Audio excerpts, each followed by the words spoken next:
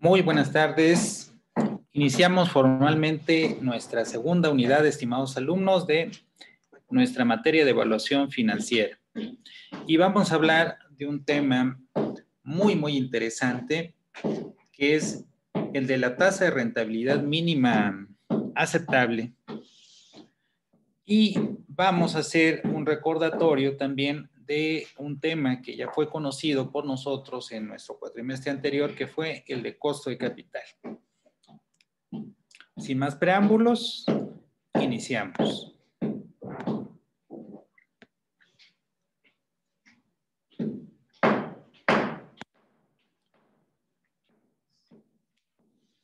Comenzaremos por definir y recordar el concepto de costo de capital que ya es conocido por ustedes. Recordando que el costo de capital es un rendimiento o beneficio que esperan tanto las fuentes internas o externas a un proyecto de inversión, y en donde estas fuentes, para fijar ese costo financiero, consideran el riesgo y el esfuerzo para llevar a cabo esta inversión. Esa entonces es nuestra definición. Vamos a comentar también de manera muy importante que no hay ningún recurso financiero, sea este interno o externo, que se pueda considerar que no tenga ningún costo.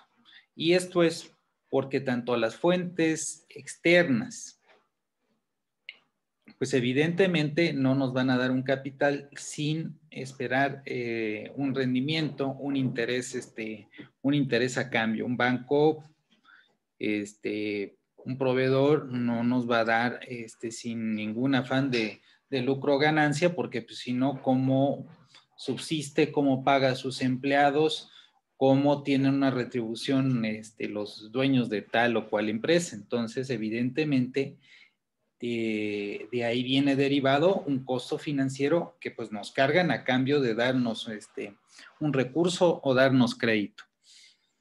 Y muchas veces de manera errónea se piensa que cuando hay una aportación de recursos propios, de recursos internos, pues no hay un costo inherente, pero eso también es algo falso, dado que si nosotros no, suponiendo que nosotros fuéramos los inversionistas y vamos a hacer un proyecto o estamos interesados en invertir en un negocio, si no invirtiéramos en ese negocio, haríamos cualquier otra inversión, colocaríamos nuestro dinero a plazos en un banco, lo podríamos dar a rédito a un familiar o muchos otros fines. Nos podríamos comprar un terreno y ese terreno ganaría un valor. Entonces, a cambio de no hacer esas inversiones, estamos haciendo una inversión en un negocio.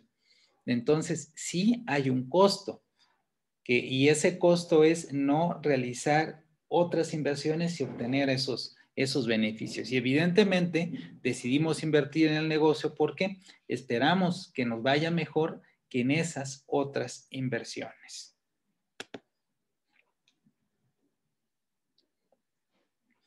También vimos anteriormente lo que es el concepto de las fuentes de financiamiento y lo recordamos, diciendo que entendemos por fuentes de financiamiento aquellos fondos de capital que provienen tanto de fuentes internas al proyecto como ajenas o externas al proyecto, y que nos dan el capital, proveen de capital, esperando obtener una retribución a cambio. Por eso es que estamos hablando en términos de inversión. Inversión es cuando esperamos obtener algo a cambio de poner en juego ese capital en un negocio, en un financiamiento.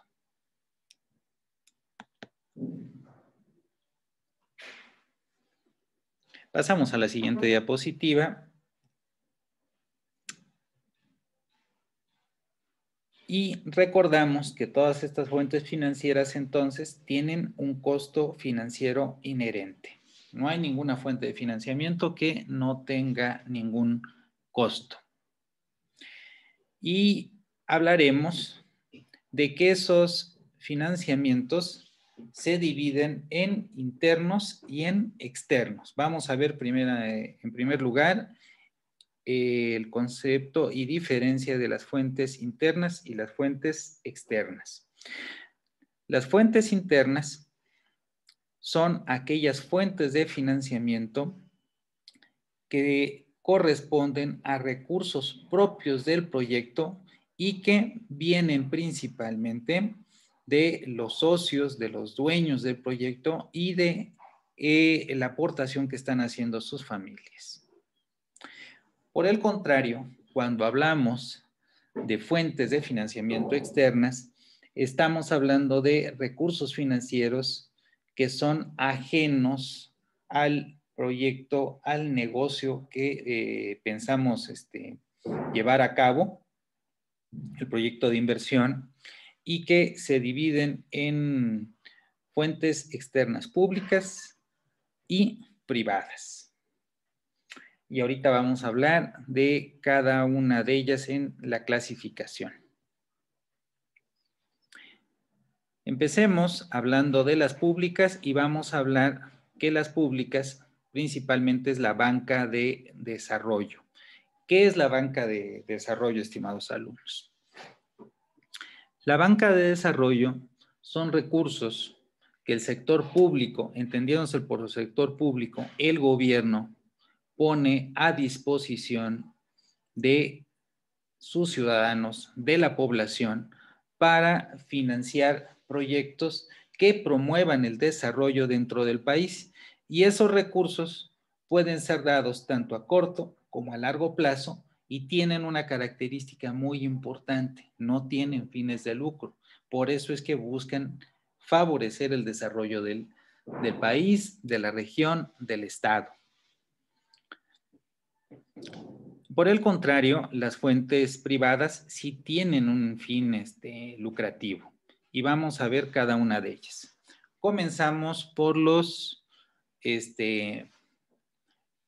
proveedores. Vamos a decir también, perdón, antes de continuar con las fuentes privadas, regresando a la banca de desarrollo, que la banca de desarrollo en ocasiones no nos cobra por darnos recursos. Hay algunos programas que son a fondo perdido, y aun cuando nos cobre un interés, este interés es un interés de alguna manera simbólico. Es un interés que le llamamos de tasa preferente. Tasa preferente es porque prácticamente la institución no está obteniendo un fin lucrativo. Es simple y sencillamente costos de recuperación por el funcionamiento de la misma institución. Ahora sí, pasamos a las fuentes privadas y comenzamos por los proveedores. ¿Qué son los proveedores? Los proveedores son empresas que nos dan a crédito bienes de capital o bienes no duraderos para que podamos resolver problemas de inversión dentro de las empresas y los negocios, y obviamente a cambio de ello nosotros tenemos que pagar un sobreprecio, y en ese sobreprecio está el beneficio que tiene el proveedor a cambio de darnos a crédito esos bienes, que pueden ser maquinaria, que pueden ser materia prima, que pueden ser productos, que pueden ser insumos, etcétera. Pasemos con la siguiente fuente privada, que son básicamente la banca privada.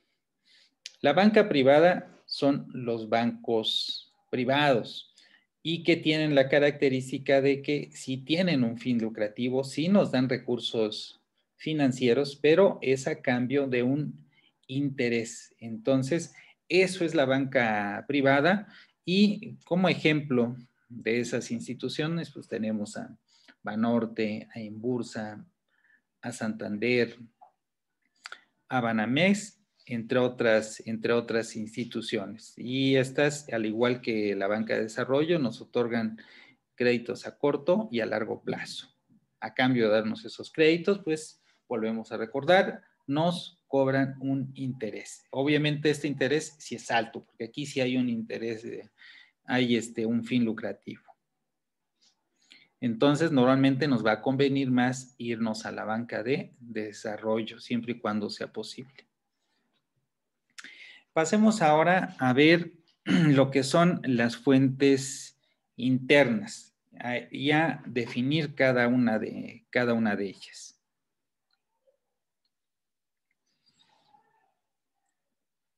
La primera de estas fuentes internas para financiar el proyecto son las utilidades retenidas.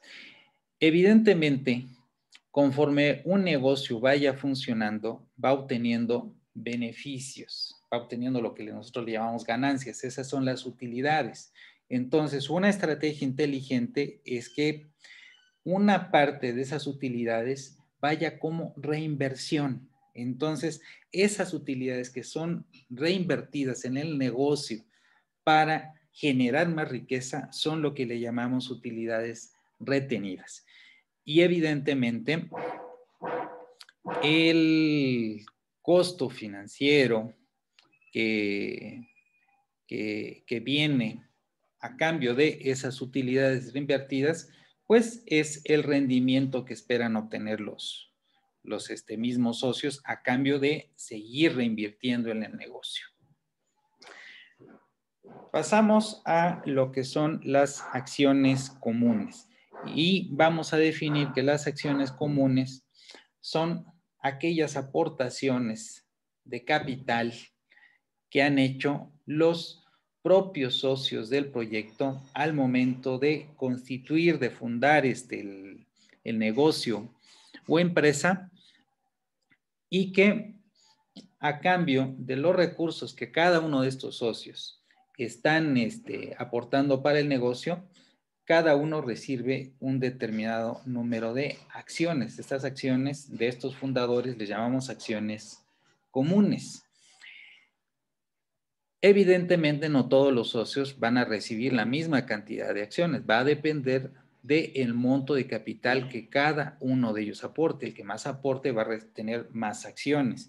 Y quien menos recursos aporte para el negocio va a tener menos acciones.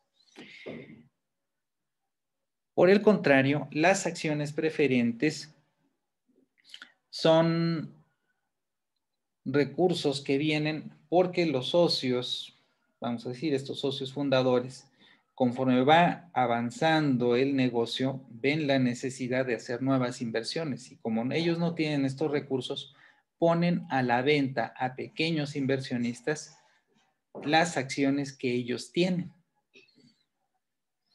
Entonces, inversionistas van a colocar sus recursos y van a comprar acciones en esta empresa.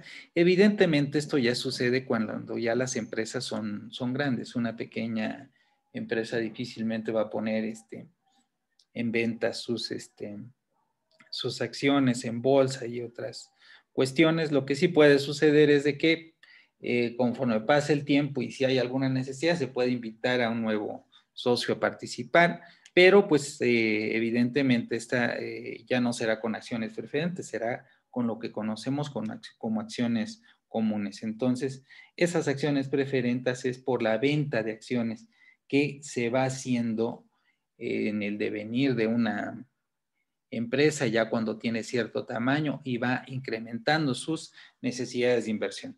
Estimados alumnos, con esto damos por concluida esta primera parte, esta primera explicación de nuestra materia en la segunda unidad, hablando de el costo financiero, el costo de capital. Mucho gusto. Hasta pronto.